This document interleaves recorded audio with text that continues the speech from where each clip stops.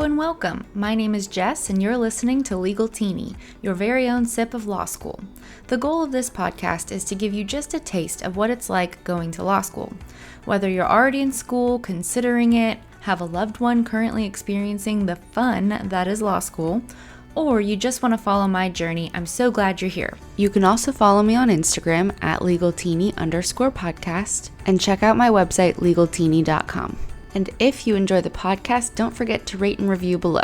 Grab your legal teeny and let's take a sip.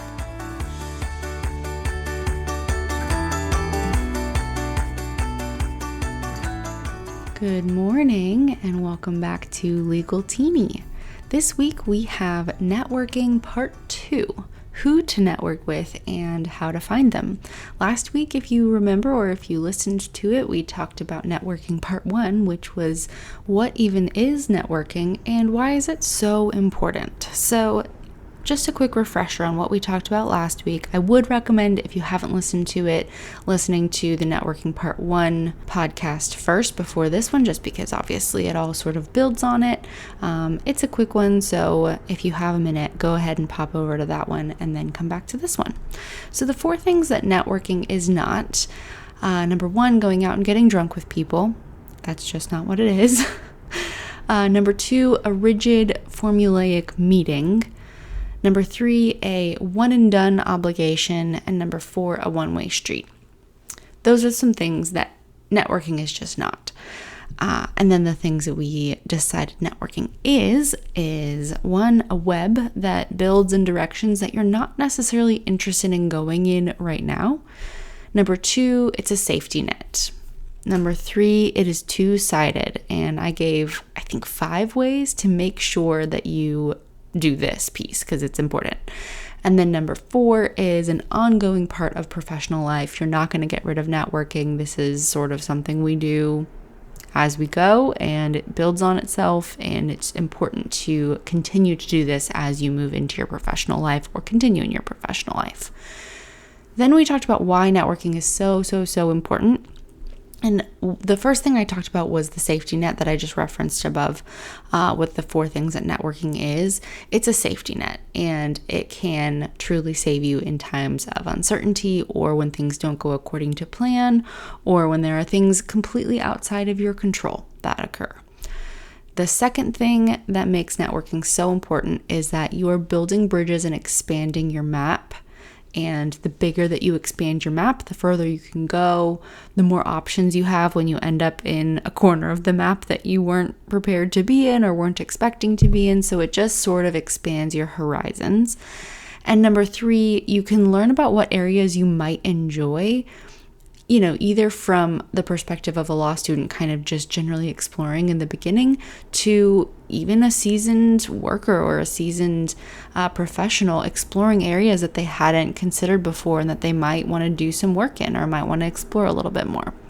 So that is the recap on last week. Again, if you haven't listened to it, I'd recommend, just since this all sort of builds on it.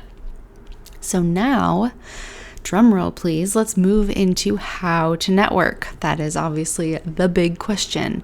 And to me, there are 2 big components to discuss here. One is how to even find the people to connect with in the first place, which there are many ways, and I'll mention those in a moment. And the second is how to actually conduct a meeting that's effective and connect with that person. You want to be efficient yet casual, professional yet friendly. Ultimately, you want to leave a lasting impression, and it's best to plan out that impression ahead of time instead of sort of firing fast and loose during a meeting and hoping that it comes out right. I find that it's not so much about knowing the exact words to say, but how to say them and how to interact as a person that leaves the best impression. All right, first is how to find the people. I mentioned in my last podcast that I spend about 20 minutes researching each week to find people to network with. It varies certainly depending on the activity, but I generally spend about 20 minutes each week trying to, find people to reach out to network with. These kinds of activities, there are 3 of them, and I'm going to try to make them really easy for you to remember, and this is dumb and cheesy, but hey, maybe you'll remember it. The ways to find people is as easy as A, B, C. The second one, the B, is a bit of a stretch, but whatever, we're all having fun here. One approach, the first approach, is to reach out to people that you already have in your circles. This may be not totally accessible to some. Personally, I don't have any lawyers in my family, so I didn't have a lot of easy connections to make in that way, but people know people. So reach out to any connection that you have in the world. Maybe it's just someone that you interned with in a totally different industry, or your parents and friends, or your boss from a different lifetime. Reach out to them and say, hey, I'm considering going to law school, or I'm starting this fall in a new program, or I'm currently in law school. Do you have any legal connections that you can make for me? I'm trying to expand my network and learn a little bit more about what career paths I might be able to take. Can you connect me? Boom, you are networking. Amazing. And did you see how easy that was? It's people you already know. They're not scary. Okay. The second approach is searching a database. So that's the B, the base that I said, or the B that I said was a stretch. It's a database, but it's a B. So it's ABC. This is usually how I spend those 20 minutes that I referenced. Most of my connections I have made through LinkedIn, but sometimes I find them in a different way. My school offers a huge database of alumni connections, and yours probably does too. I search the alum database on our website, which lets me filter the topic I'm interested in or where they currently live, etc. And then I find those people on LinkedIn and I shoot my shot. I also search LinkedIn in the exact same way. So if you don't have a school database, it's the exact same thing as LinkedIn. It's just another method, I guess, to finding those people to search for. When you do search on a database, try first to find alums from the school that you're involved in and the career that you're working towards. And I mean any school you've attended. So you can search for your undergrad, you can search for any other program that you've been involved in. People want to help people that they feel they have a commonality with. And some people are just nice and they want to help everyone, which is incredible, but it's easier to connect when you know you have something in common. The small caveat that I would make to connecting with people on LinkedIn is if you're going to use this method, which I think you should, you must update your LinkedIn. Imagine that was all written in caps, like you must update your LinkedIn. If you message someone on LinkedIn, guess what they're going to do? Yeah, they're going to click on your profile and see what you're about. So, you don't have to have all sorts of things on there and, razzle dazzle. No, you just need to make sure your information is up to date. You have a professional picture up, and yes, you must have a picture, and that your role and your school information is current. Okay, back to searching. A good way to think about LinkedIn is that it's like a big rabbit hole. Search the first thing that comes to mind. Maybe it's Campbell Law Healthcare, and then search through what comes up. And when you find someone to message, click connect and then add a message. Don't just connect with them. Add a message saying who you are and that you would love to meet for coffee or a quick Zoom and, hear about their path in their career. And then send that message. And then when you're on their profile, if you look to the right, there's another list of people who are somewhat similar to that person. They make it very easy. And other people who have viewed that person. And anyways, there's a lot of options and those can be a gold mine. So think of it as a rabbit hole. Just kind of like keep digging and digging. Don't just search and look at the first couple results. Like go to pages 2 and 3 sort of a thing. So keep digging and searching. It's sort of like a rabbit hole. The third method, or C in the ABC, is the Career Center. So earlier in my semester, I had a meeting with the Career Center, and I talked about that in my pod back from, it was August 25th, and it was called Stick to the Plan, Combat Overwhelm, and Career Center Tips. So if you want to go back and check that one out, please do. And I think I had a maybe 20-minute meeting with a super helpful director in the Career Center. I shared my background. I asked questions. I asked about her background. She told me some career ideas that she has, and I gave her some of mine. She, gave me some ideas that I hadn't considered. And then I asked who she thought I might connect with to help further those goals. And she gave me 2 people's email addresses to reach out to. And then she said she'd keep me in mind if anything else came up. I emailed both of them and have since met with both of them, and they're fabulous. And the total meeting that I had with this Career Center gal was 20 minutes. The drafting of those emails to each of them took maybe 2 minutes. So I'm at 24 minutes, and Not to mention that the meeting with the Career Center covered a lot more ground than just who can you connect me with, obviously. So I'm at 24 minutes and I've already made 2 connections that are willing to meet with me. Like that's gold. So if you just focus on spending whatever amount of time, right? I mean, you can even say 5 minutes, you can say 10 minutes, whatever you want to do. Just spend some time each week sending out emails to potential connections. I promise you will have more meetings than you can fit into your schedule. And I think it's smart to schedule them out in advance and pace yourself. You don't have, 10 networking meetings in 1 week. You're going to burn yourself out. It will be exhausting. And you probably won't remember them as well. I aim to have maybe 2 meetings per week, but I don't always. Occasionally I have done more than that, but honestly, it gets a little hectic for my schedule and there are plenty of other priorities that I'm managing. So after about 2, it gets a bit unwieldy to have more than that, but whatever your schedule allows, you may be in a different kind of program where you've got a little bit more time. You may just be a professional in the world and this is something you can really focus on. So, doesn't have to be more, it doesn't have to be less. Give yourself some grace. If you don't meet with anyone or reach out to anyone all week, that's okay. You're going to be networking for the rest of your life. So don't think, if you miss a week, big whoop.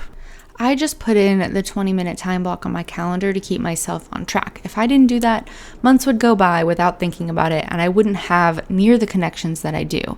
I find that adding that time block onto my calendar is more effective than just putting it on my to-do list, because those things I kind of can push off to another day. I can reorganize them. Networking can easily be pushed out of the way when other things feel more pressing, and I get it. So just put it on the calendar, force yourself to take a break from your other tasks, and make some connections. Maybe you only need 5 minutes. Maybe your first search on LinkedIn is super fruitful and you can just email several people right away. You can block it all together. Just start with that and you might find that you're on a roll. And maybe, during one session you find 10 people to reach out to. Great. Maybe you only find 1 or even none. That's okay too. Just keep searching. I promise eventually you'll yield results. You will find people to network with. Small thing that I want to plug right here is a networking tracker. How to keep track of all these connections that you will be making. It's a lot to keep up with when you have made several connections and the names all sort of blurred together. I keep a tracking sheet for anyone I reach out to and how I reached out to them in Notion, that application that I love. If you haven't heard me talk about it, you're lost because it's amazing. I think I could sell it door to door. In fact, maybe I'll do that instead of law school. Just sell Notion door to door. Is that still a thing, door to door salesman? I don't think it is. Didn't they used to sell encyclopedias? I'm pretty sure. But now we have Google. Anyway, I digress. Networking tracker. I use Notion, but you can also just use good old Excel if you want, or whatever method you have. I'd recommend something digital just because that makes the most sense in 2022, but do what you got to do. After I meet with someone or send them a note to try to meet, I track it on my tracker, and that way I know when the last time was that I connected with them, what we talked about, any follow-up items. Don't try to keep this all in your brain, especially not while you're also trying to keep school things in there and you are certainly running out of room by this point. I track the initial contact that I have with them and when it was, and then if they don't reach out within a month, then I reach out again. Because obviously sometimes emails get lost, messages get lost, and so I don't want to, 2 days later berate them with, excuse me, have you seen my message? It's just not that pressing that I talk to them right now. So give them some time, give them a minute, and just circle back in about a month, and that'll be fine. Okay, so that's it about networking tracker. I highly recommend it. The next thing is the meeting. Sounds very important, and it is important, but it's not hard or scary. So the first thing that I would recommend you do is just put yourself in their shoes. If someone from a couple life stages ahead of you, maybe that's high school for you, maybe that's someone in undergrad, or someone just in a more junior role than you, if someone in an earlier life stage approached you and said, hey, would you be willing to talk about your experience doing XYZ? You'd probably say yes. And you'd feel flattered that they think you have something to offer them, and you'd start thinking about wise words you can impart. You'd find time on your calendar to help this person out. 99% of the people you reach out to will say yes, and you will put a meeting on the calendar. That's because 1, people like to talk about themselves, and 2, they've been in your shoes, and 3, you're making an effort, and that impresses people. If you're wondering what to say during the meeting and how to start, don't worry. That's the right next question to be asking. The answer is within you. Ask yourself, what information are you hoping to find out? So anytime that I have sort of a planned conversation with someone, and I used to do this a lot when I was managing people, and I would have to have kind of tougher conversations with people, whether I'm, giving them a write-up or whether I'm having to discuss sort of important work things. I always try to fast forward to the end of the conversation. What do I want the outcome to be here? How do I want them to feel? How do I want to feel at the end of this conversation? And then work backwards from there and try to determine exactly how to get to that point. So, what are you curious about? What are the specific experiences that they have that made you want to connect with them? I would come up with about 10 questions to ask them, knowing you might not get to all of them during your meeting, so sort of prioritize. And these can range from the sort of vague and boring, how did you end up in X role, to I heard that roles in X industry are extremely taxing. How do you manage a work-life balance doing all of that? I mean, you can and vague and boring is probably not the right word, but I just think a little bit more predictable perhaps. And then you can also go to the other side where you're asking a pretty pointed question. You'll have to sort of read the room on what types of questions to ask them as you're going. But having them prepared ahead of time makes it easier to sort of jump to the next topic if one goes stale, or if there's not really a lot of backbone to the question. If you ask them about an experience and they're like, it was okay, then, you don't really want to stay with that because you have a limited amount of time. You want to get to the goldmine information. I also recommend planning an opening. So you're the one who called the meeting. Don't get on and expect them to lead it. Intro with a really warm and confident greeting and start the meeting yourself. Thank them for joining, explain that you're excited to hear from them about their experience, and kick it off with a question. Don't just say good morning and then stare blankly at them and hope that they will take the lead. You called the meeting, you lead. I usually intro with a tiny bit of background on me so that they know the context that I'm coming from. A good first question might be super general. Good morning, excited to chat. Here's my 10-second bio. Tell me how you ended up in the legal field. Is that something you always dreamed of doing? Boom, conversation started. They know who you are, they know you're leading, and they can relax. They have a fun question to get started with, and you'll get a feel for their personality and sort of how to proceed. That's networking, baby. From there, you want to have a genuine conversation. Pepper in your own experiences and fears and questions. When your time is up, make sure that you have a smooth exit strategy. I wouldn't recommend, okay, well, our time is up, bye. Maybe something like, wow, what great information. I definitely want to respect your time. I know we're coming up on our end time here. Thanks so much for meeting with me and spending some time chatting. You can kind of cue that ending so that they can be like, oh yeah, I gotta go. Or they can say, well, I've got some more time, tell me about what you're interested in. So let them kind of make a decision on that, but give them that opportunity because you don't want to hold them hostage in your meeting. So just to sort of recap what we have discussed here, we're talking about how to prepare for the meeting and how to sort of execute the meeting. So preparing, we want to know who they are. So make sure that their name, their current role, where they went to school, all of that, research that beforehand. It's super easy. If you find them on LinkedIn, just add that to your tracker. Just know who they are so that you don't make a blunder. You don't necessarily have to reference it all. You don't necessarily have to, start with, I see that you went to XYZ school. That's not really necessary. And that gets back to our formulaic networking meeting where it's a little too rigid. You want it to feel organic and conversational, but you should know who they are so that you're not like, oh, you went to that place, or oh, I didn't know you were from Texas, or you want to have an idea of who they are. The second thing that you should have in preparing for the meeting is an elevator pitch about yourself for your intro. So like 10 seconds, who are you? Why are you here? Why are you talking to me? And then you want to have 10-ish questions that you want to know from them. And then remember from last podcast, you want to ask about what ways you can be a resource to them. So if that sounds like French to you, go back and listen to the last podcast. The next thing is asking about other connections that they have for you. Always, always, always ask your networking connections if they will connect you with someone else. It's not cheesy. It's not inappropriate. Don't, force them to do it, but, ask, put yourself out there, give them an opportunity to connect you to other people. And then, of course, have your exit strategy prepared and know what time that you need to do that at in order to kind of most appropriately give them a way out. Now, it's okay if some of this sounds a bit cheesy. You want to be genuine, and it's okay that it's a little bit grabby and wanting more connections and things. They understand that you are trying to build a network and they likely want to help. So don't shy away from, hey, is there any connection you can make for me? Or do you know anyone in this specific field? I'm really interested in it. Because the legal community, oftentimes, wherever you're living, is small. And so a lot of people know people, a lot of people have connections, even if they're on opposite sides, if they're opposite councils, like they know each other. So take advantage of that and really dig in and if you're going to commit yourself to networking, really do it. So it's okay if it sounds a little bit like elevator pitch cheesy. Yeah, that's okay. It's kind of par for the course.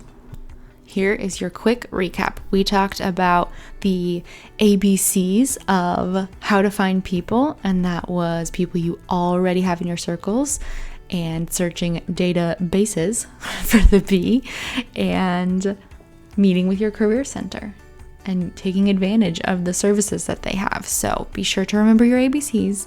Be sure to set up some time on your calendar to network each week. Give yourself some grace if you don't do it this week because you're just swamped. That's okay. Just make sure you do it next week. Get a networking tracker. Promise it will save you. And then be prepared for your meeting. Know who they are. Give your elevator pitch. Have some questions prepared. Try to be a resource to them, ask about connections they have for you, have a solid exit strategy. I mean, you're basically already networking. You got this. Easy peasy. That's all I have for you guys today. Make sure to check out my Instagram at legalteeny_podcast, and my website is legalteeny.com. Thanks so much for listening to Legal Teeny, your very own sip of law school.